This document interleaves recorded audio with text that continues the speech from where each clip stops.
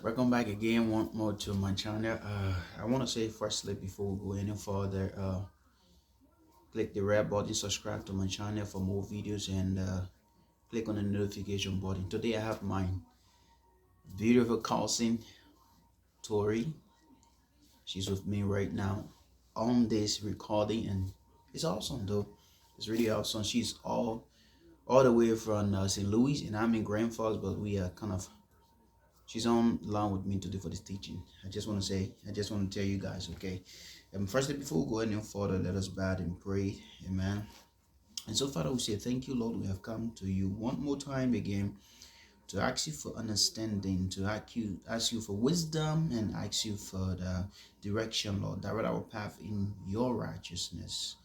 We pray that, oh God, this time, whoever is watching this teaching, Father, that you will enlighten the eyes of their understanding, and that you will make us to grow mature in Christendom, that we will be prepared when you come to take a bride. We say thank you so much. We pray for the sake, the ones in need, the ones in lacks, Lord God, right now, they were homeless, jobless. We pray they won't going through stressful time, that you, God, as they go through this message along with us, that you, God, will bless them and deliver them in Jesus' mighty name. Amen and amen and amen.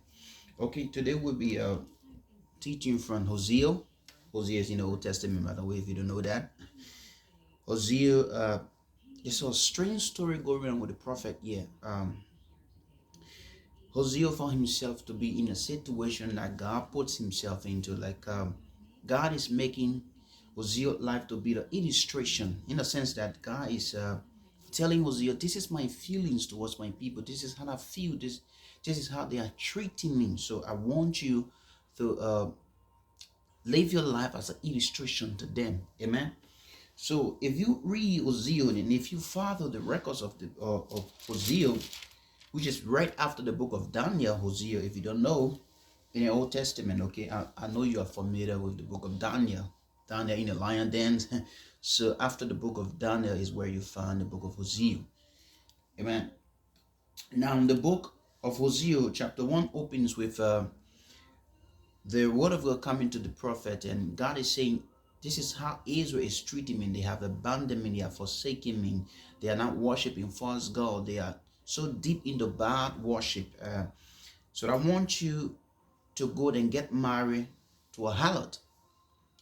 Get married, settle down with the harlot, and in some point in his life, they had to have to go back on her normal routine, leave the home, and he got to go back there and buy her back. And they had 3 kids. And by the way, it's so can I say embarrassing? I don't want to use that term, but it's so horrifying in a sense to love somebody, especially with such a character, and going after them always, and they are still going after their own selfish gain. And that's what I believe, that love is all about sacrifice. Love is all about putting in time. Love is all about willing to pay the cost and pay the price for whoever you love. It can be your career, it can be God. Now, we say we love God, but I don't believe loving God should be on the lips. Amen. Anyway, that's just to brush over the entire Hosea story. Now we're gonna be reading from chapter 2, amen, verse 17 down to 23, but we are not going to go through the entire detail. We are just going to hit the points and go forward. So today I want to talk to you on the thing that I capture in the confidence of restoration. The confidence of restoration. Hosea chapter 2, verse 17 down to verses 23. The confidence of restoration. Confident means agreement. God has made an agreement with us to restore us, to bring us back.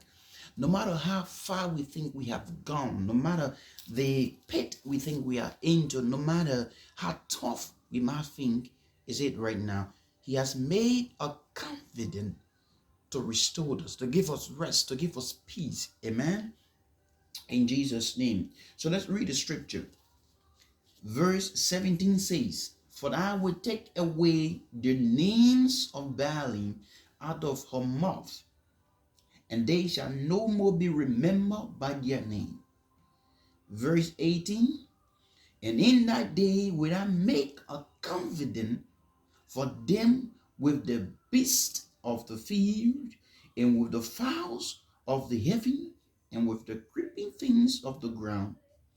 And I will break the bow of the sword and the battle out of the earth, and will make them to lie down safely.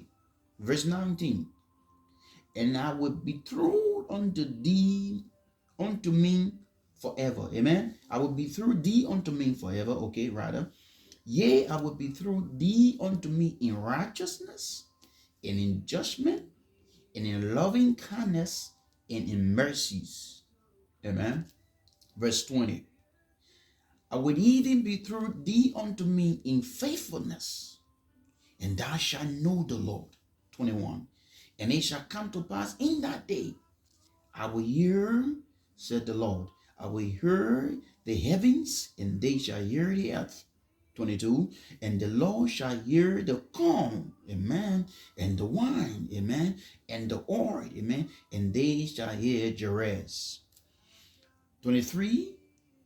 And I will so hold on to me in the earth, amen, and I will have mercy upon her that have not obtained mercy.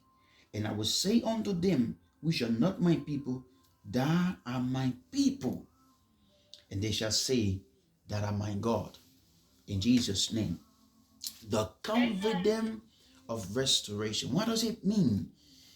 It means God is taking the season to build a relationship right back between you and him through his son.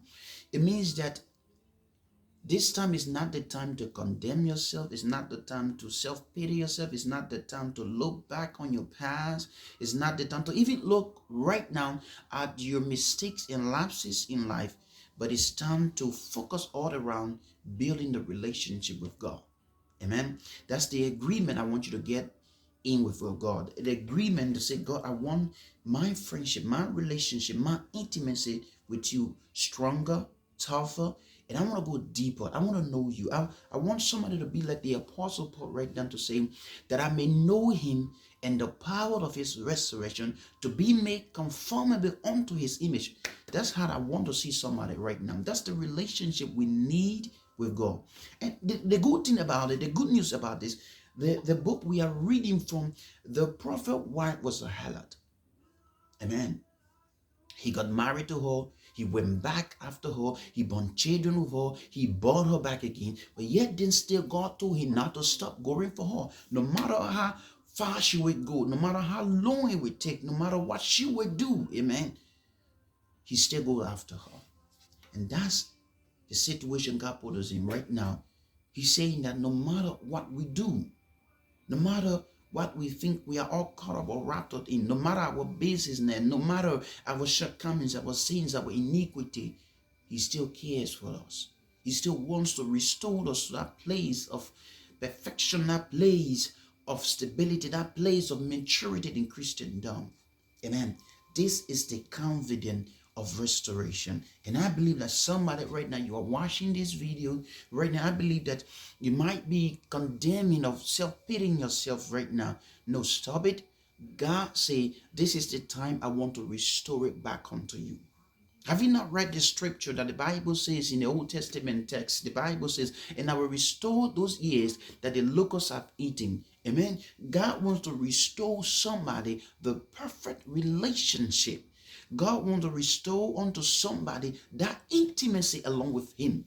It's not all about the money. It's not all about the marriage, the childbearing, the wealth. No, it's not about the physical. It's about the supernatural. Amen. Don't forget that the supernatural gives birth to the natural. So everything that happens in the supernatural, amen, it gives birth to what happens in the natural. So your relationship, our relationship with God in the supernatural gives birth to the blessings and their establishment and the way forward in the natural. Amen. So let's look at the text very carefully. Let's look at them very, very carefully right now. He says, verse 17, he says, For I will take away the names of Baalim out of her mouth, and they shall no more be remembered by her name. Amen. They shall no more be remembered. Amen. I will take the names of Baalim. He's talking to Israel. Israel was indulged in the real deep idol worshiping. Amen. They have all gone astray in Bible time. They are all into their own stuff, worshiping the God of bad and just going all out of track. And God is making a promise. He's making a promise right here in the scripture. He's saying that God, I'm going to take the names of Baal out of her mouth. The thing about it, God did not show how he's going to do it. He did not tell how he's going to do it. He said, I'm going to do it. So the strategy or the plan of everything is up to me, but I'm going to do it. Amen. Here is the thing. Right from verse 17, God is saying that no matter what stuff you are found in, no matter what sin or transgressions or iniquity or whatever we are all caught up in, he said, I'm going to take it from you. Amen.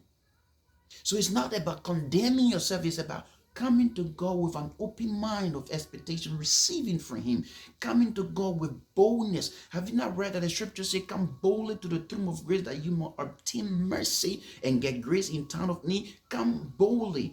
Don't condemn yourself. Don't look at yourself. Don't allow yourself to say, I don't read Bible much, or I don't go to church, or I don't believe in it. Or it's no. It's all about making the relationship between you and God stronger. It's not about how many times you fast. It's not about how many times you pray. It's not about how many times you go to church. No, don't be surprised, folks, that not all who go to church will make it there. And that's what the scripture says. Not all that say, Lord, Lord, Lord shall enter, but he that doeth the will of the Father. Now, doing the will of the Father is to give God the absolute control and influence over your life. Amen. And that's why David said, he leadeth me in the path. So for God to have absolute or total control and influence over you, to lead you in the path, it means that you are doing his way, because he has the final saying, he has the way making, he has everything over your life, and you're going to get to heaven. That's your ticket to Jesus Christ. Amen. So it's don't condemn yourself. God is focusing on taking you from that position you are in right now, that place that you are found in. Let me say this. Sometimes in our life, we don't experience the full blessing of God because of the place we are in, because of the things we are all caught up in. We are all distracted. We are all in the wrong place. We are all sitting among the wrong people. We are all in the wrong gathering. We are thinking wrongly. And we keep praying and saying, but why is God not blessing me? Am I evil? Am I sinning? God, no. Sometimes you have to get relocated. Amen. To be blessed at times, you got to get relocated. So here is the relocation I want you to have, is the relocation of the restoration of God's confidence. He wants to restore you back. He wants to bring you back. He wants to fake you, but just giving the permission, giving the credence. And mark my word, it's not about praying now. It's about allowing him to do what he wants to do. Have you not read in the scripture in Matthew 6 that the scripture say, seek ye first the kingdom of God and his righteousness, and all these things shall be added unto you? What is it that you are asking God for? What is it that you are really dying for God to help you and give you and grant your greater heart desire? The proverb says, let me say this. In Proverb says, the hearts of man lie open before God, and he turns it wherever he wants to. So God have absolute control over everything. But the thing about it, he says, seek ye first the kingdom of God. Now, the kingdom of God is different from the kingdom of heaven. I think I'm going deeper into this teaching. Let me say something. Because God wants to restore somebody. He wants to give somebody right back and give their heart desire. But he wants that deeper relationship with him. That's the only way out. Now, the kingdom of God is different from the kingdom of heaven.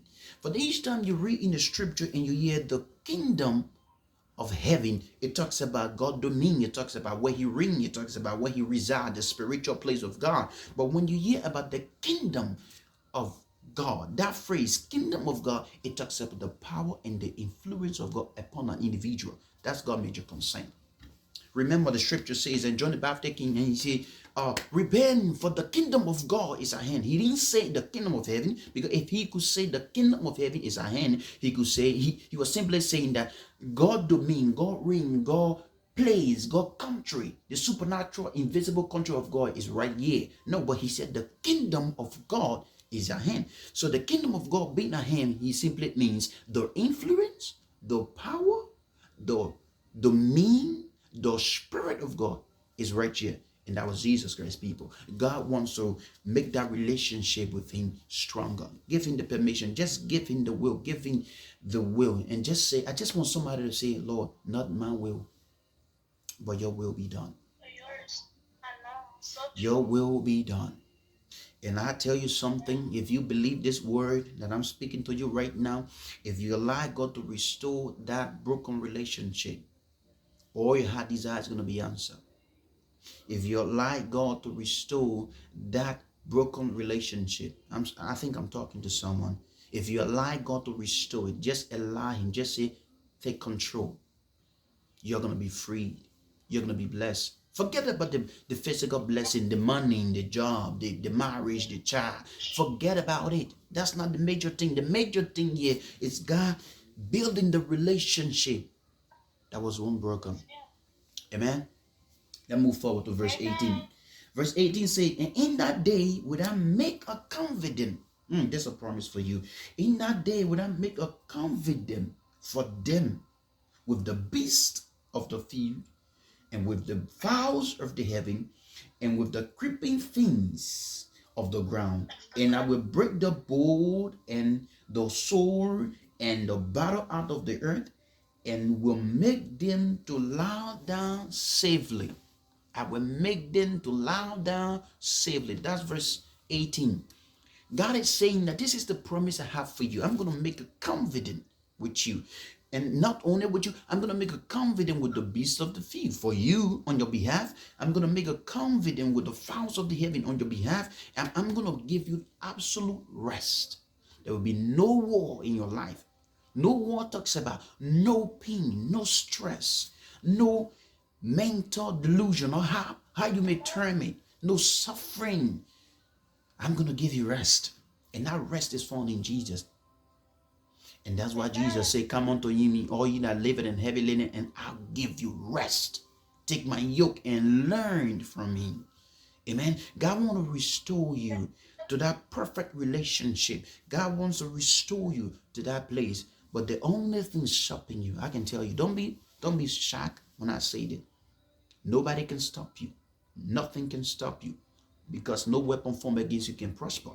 Only one person can stop you from getting into that place that God wants you to get, and that person is yourself. If you don't allow yourself to allow God to take control, nobody can do it for you. But if you open up your heart, and you open up your spirit, and you open up your mind, and you become so inquisitive and so eager and so desirous to know more of God, that the songwriter said, more of you. I want more of you. Jesus, I want more of you. If you get that passion and that desire to get more of God, you'll not only get more of God, but you'll get more of your heart desires.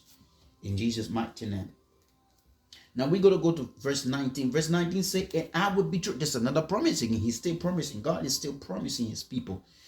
He's not only promising safety or rest. He's not only promising establishment, but he goes on again in verse 19. He said, and I will be through thee unto me forever. Oh, that's an everlasting promise. Yea, I will be through thee unto me in righteousness. I want to take it bit by bit. The word be through means to engage. It means a matrimonial stuff, to get married. So God is simply saying, I'm going to get married to you forever. Wow. I'm going to get married to you forever. I'm going to engage you forever. I'm going to be your husband forever. Because taking the life of the prophet Hosea and making it as an illustration where his wife was a harlot, and Hosea will always go back for his wife. God is saying, if Hosea can do this, he's a man, I'm making his life as an illustration. For me, I'm going to love you forever. I'm going to be your husband forever. So he's not concerned about your cheating because he has a solution. He's not concerned about you being unfaithful to God because God have a solution. And I'm going to give you that solution. I'm going to read it to you. But God is saying to you right now, just give me the chance. It's like a lady, she and her fiance or whatever, they took a stroke in the park, and the guy said, babe, I got a surprise for you. And she said, what, babe? And this guy, they kneel down in the public park, and everyone's staring at them, and he opened up his hand, and the ring is in his hand, and he said, can you marry me? Will you be my wife? Oh, see the joy and excitement on her face. What more about God? God is saying to you right now, I'm going to be your faithful husband. I'm going to be the one to change your life and your story for good. I'm going to wipe your tears away. I'm going to wipe your sorrow away. Let me tell you the secret. The good thing about this, if you want to get blessed from God, if you want to enjoy whatever physical prosperity that life have to offer, do not focus on it. Focus on the heavenly and the spiritual perspective of life. Why? Because all the vanity in the flesh, but in the supernatural is forever. Amen. So let's go on.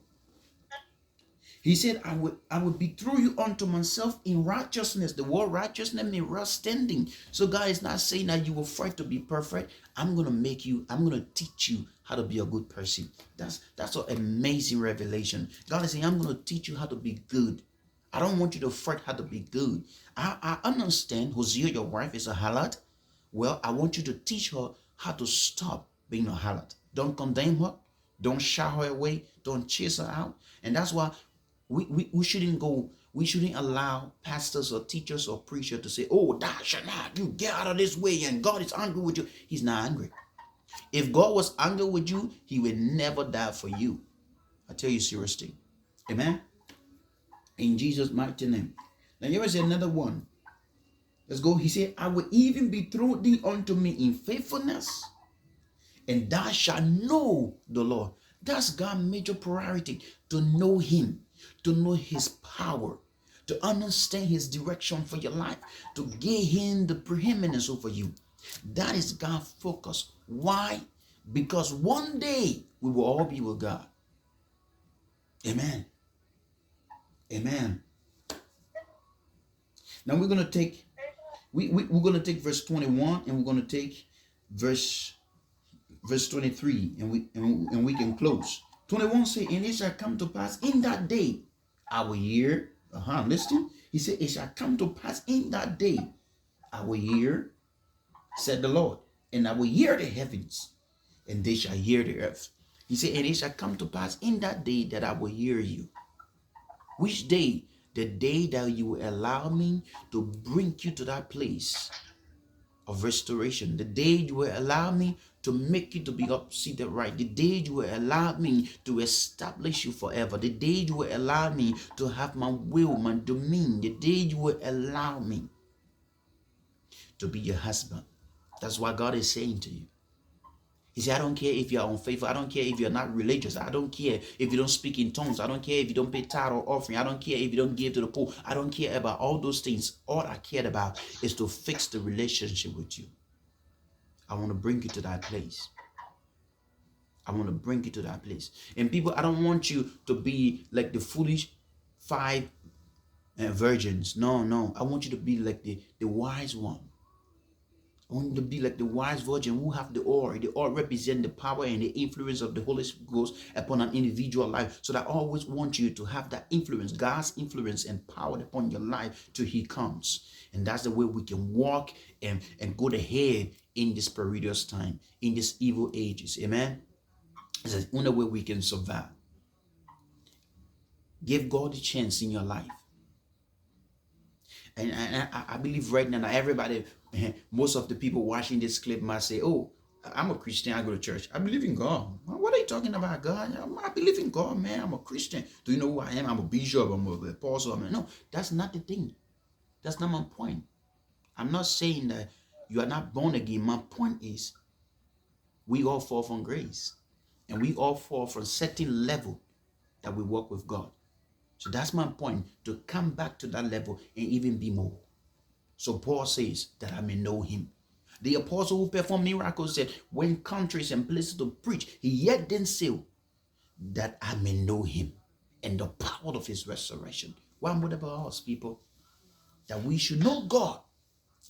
We should like God. He has made a covenant with us. We have to keep the bargain. We have to keep our side of the covenant. We have to keep it. For God is faithful and just. And he said, I will bless your bread and your water. But how will God bless your bread and your water if you're not keeping yourself the confidence to give him the influence, the will, the domain over your life? That's why so many times we pray. So many years we've been praying for things and we've been desiring things. And we don't have it. We don't have it. Because what? What God wants, he's not getting it. He's a man of principle. Though God say ask, and it shall be given.